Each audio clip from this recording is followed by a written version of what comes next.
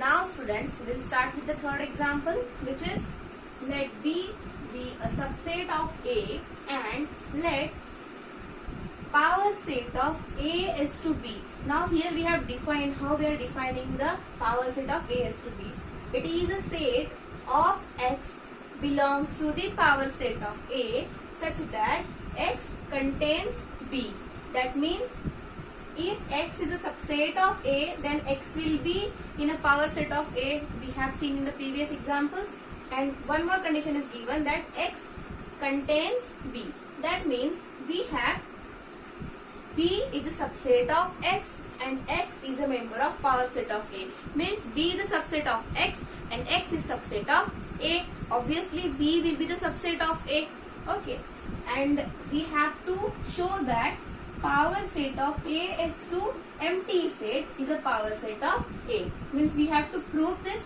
The second one, if set A having elements A, B, C, D and set B having elements A and B, then we have to find power set of A is to B. Now students will prove this.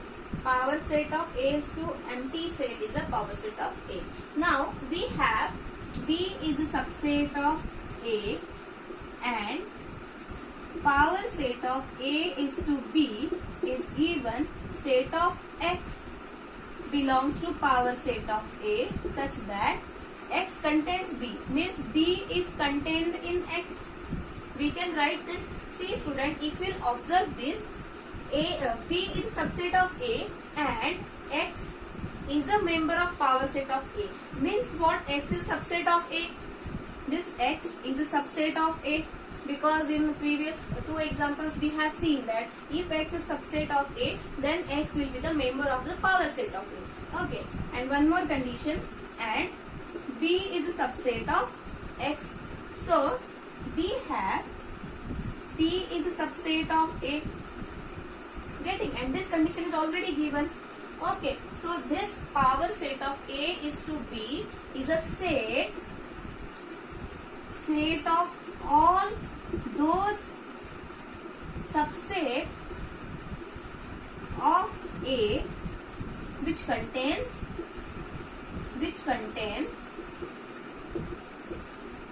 B. It is very simple. Power set of A is to B is the set of all those subset of A which contain B. Now we'll prove the first condition, that is power set of A is to empty set is a power set of A. Now by using this condition, that is power set of A is to B, the first one is power set of A is to empty set. That means it is a set of all those subsets of A which contain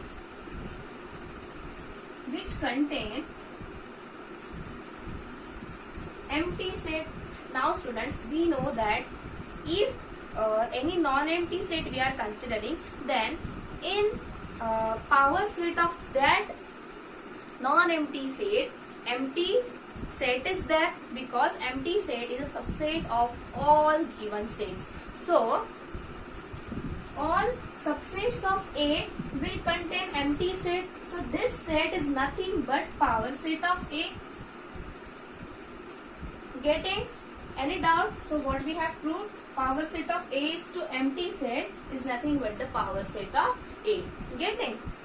In second question, if A is a set having these four elements A, B, C, D and set B having elements A and B, then we have to find power set of A is to B. Already we have seen power set of A is to B is set of all those subsets of A which contain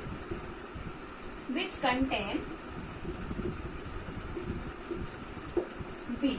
Okay. Now students, we know that set B having elements A and B. So we have to take all subsets of A in which A and B elements should be there. So first one, the first set will be A comma B. Then we'll take C, A, B, C. Then we'll add A, B, D, AB with C, AB with D, and the last one is itself set A, that is having element A, B, C, D. Means this, in this all sets AB, AB, AB and AB element is there. So this all sets contain set B. Understood? So we have found the power set of A is to B, where the set A and B are given. Any doubt in this? Now students, will see the example 4. In each of the following, determine whether the statement is true or false. If it is true, prove it. If it is false, give an example. These 6 statements are given, so we have to check whether it is true or false. If it is true, we have to prove it, and if it is false, we have to give an example. So we'll go with the first question. The first statement is, if X belongs to A and A belongs to B. If X belongs to A and A belongs to B, then we have X belongs to B. Then X belongs to B. See student, if we are taking any element in one set and that set is a member of the another set. Okay, one element in a set and that set is a member of the another set. So how that element will be the member of the second set? Okay, so this statement is clearly false. We will prove it by an example. So let set A having element 1 and set B having A belongs to B, means B, in B singleton 1 is there and one more element will take. We have considered this set A having element singleton 1 and set B satisfying this condition that A is a member of the set B. So singleton 1 and 2 element is there. Then X belongs to B. So set A having singleton 1, set A as singleton 1. So clearly 1 belongs to A. Okay, 1 belongs to A, but 1 does not belong to set B. Understood? So in set B, singleton 1 as a set, singleton 1 is a set A, because only one element as an element is not there in set B. That's why we cannot prove this statement. If X belongs to A and that set A belongs to set B, means one set belongs to the another set, then the element from the first set will be the element for B. This statement is false. We have proved by using an example. Understood? Now we'll go for the second statement.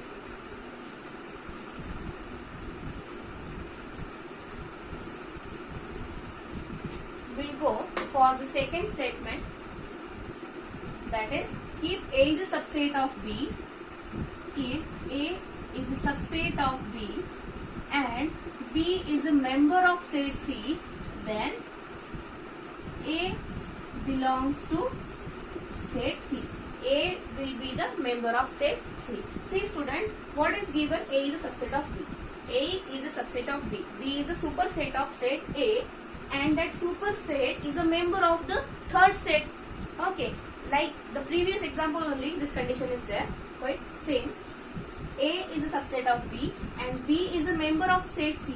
Then we have A as a member of set C. This statement is clearly false. We'll prove by an example. Okay, so let A is a subset of B. So if A having elements 1, 2 and set B having elements 1, 2, 3. Okay, and B belongs to C, means set C will have 1, 2, 3 and one more element I will take 4.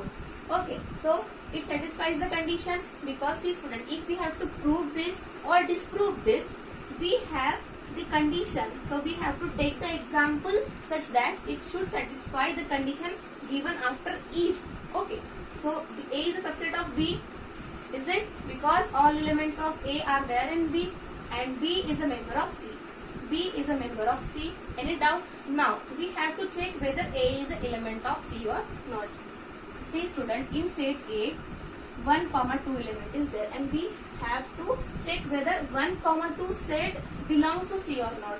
Here you can observe that 1, 2 is not there, means 1, 2 doesn't belongs to C, that is set A. So set A does not belongs to set C. Understood? So here the second statement is also false. Now we'll see the third statement.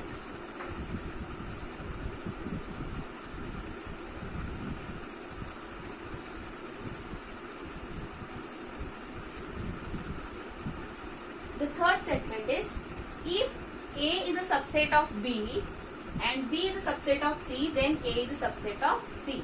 It is clearly true statement. One set is a subset of another set, that is second set, and the second set is a subset of the third set. So clearly it is a transitivity that the first set is a subset of B. So here we can prove this simple. No need to take the example. Let A is a subset of B and B is a subset of C. So for x belongs to A, we have x belongs to B, and for this x belongs to B, we have x belongs to C. Means we got the condition that for x belongs to A, we have x belongs to C. Okay, and from this we can write that A is a subset of C. Getting student? And keep in mind one thing, that if we have to disprove, or if the condition is not true, if the statement is not true, then we have to prove it by using an example. Okay, and when it is true, then we have to prove it in general. We cannot take particular examples. Okay, now we'll see the fourth statement. Now this third statement is clearly true. This first two was false. This statement was true. Now the fourth statement. In a fourth statement, it is given that A is not a subset of B and B is not a subset of C. Then A is not a subset of C. See student, if one set is not a subset of the second set and the second set is not a subset of the third set, how we can say that the first set is not a subset of the third set? Now this statement is clearly false. We'll prove it by an example. So the fourth statement is, if A is not a subset of B and B is not a subset of C, then A is not a subset of C. See student, if we take in set A 1, then set B will have A is not subset of B, means we will not take one element as in a set B. So it will have 2 and 3. And B is not a subset of C. So we'll take set C having elements other than B only. So it will have 4, 5, 1, 6. Any set I can take, because it should satisfy this condition only, that A is not subset of B. It is clear A is not a subset of B because 1 is not there in A. C having elements 4, 5, 1, 6, and B is not a subset of C. No element of B is there in a set C. If you want, you can take any element from the set B in set C, because 3 you can take or 2 you can take, but not 2 and 3 both for this condition. Now it is given that A is not a subset of C.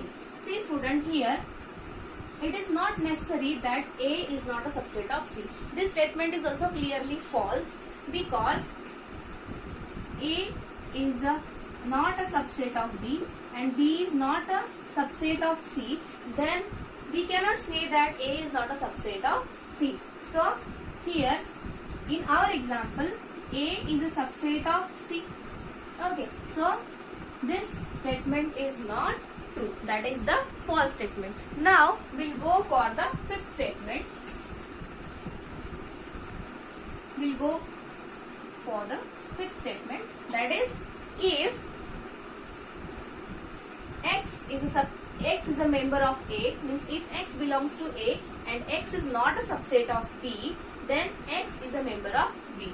Now we have X in A, and if X in A and A is not a subset of B, then X belongs to B. Okay.